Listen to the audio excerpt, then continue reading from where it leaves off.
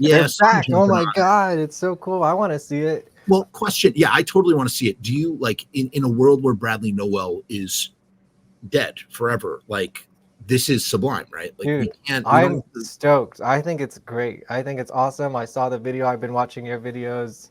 Like, let's go. Yeah, let's go. When they come to town, we're there. I'm with you.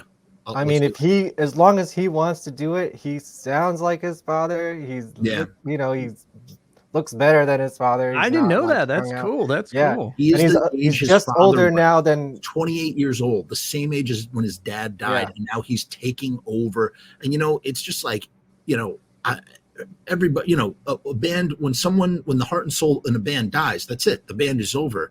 But for some strange paradoxical reason, somehow this is okay. Like this works. It's in the blood, man. It's in the. It is. It's in the blood. Like somehow he can transcend that whatchamacallit, that precedent. Well, we're our parents. Our parents formed Voltron and made us. Yeah. Keith, what do you think about it? I'm not a big Sublime fan, but I don't have a problem with. I mean, when you have a legendary person who dies, and then I think if it's going to be family, that's the best case. I mean, you could compare it to almost like the Pantera situation where they didn't have family. It wasn't family, but it was close friends.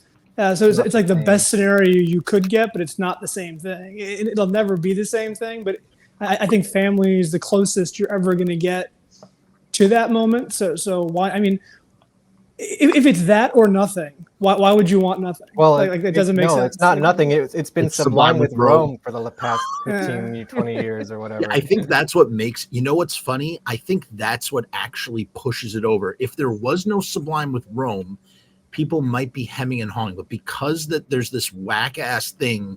And now there's no original members. There's no original members in Sublime with Rome. Oh no, in Sublime with Rome, there's no Sublime members, and they are playing songs from 40 Ounces to Freedom. It's ridiculous. It's in his blood. But then you have other famous kids who don't want to go that road, like Wolfgang Van Halen doesn't want to replace his father. You have the Beatles kids, never wanted to do anything like the Beatles because they're like, there's no way we're going to step into the shoes of the Beatles, so we're just going to do our own thing, which is also cool. No, so but I think Paul sometimes McCartney it works did and sometimes play it with doesn't. Nirvana. Right, which is fun. I'm sure it was, was that acoustic? Through the console that recorded Serial Killer. I think that was at like an award show or something, wasn't it? Was that a Super Bowl or something? But let me tell you something. They did a whole we said before, no man can replace Kurt Cobain. But the thing is, Paul McCartney is a god. Sure. Well, they didn't call it Nirvana. It doesn't sound like Nirvana. I mean, he'll never sound like Kurt. But if it was called Nirvana, that'd be weird. Pat Smear, Kirsten and Dave playing together, is trying to symbolize something, and the fact that they have Paul McCartney at the center of it, it's Paul Donna, dude, or whatever, Sirvana, or whatever they call it. It's just so crazy that like the guy from the Germs is playing with the guy from the Beatles. I know that's like what craziest link. Like the fact that that's something that the December 8th, 1980 is significant for the death of John Lennon, but also the death Darby Crash. Yeah. Both the musical partners of two dudes who would record a song together decades later. Really weird. So crazy. Who's going to replace David Bowie? Maybe you will, Kevin. No, I don't have David Bowie, man. No, I can't sing like that. That's why I have a singer. That's why I have a singer in my band.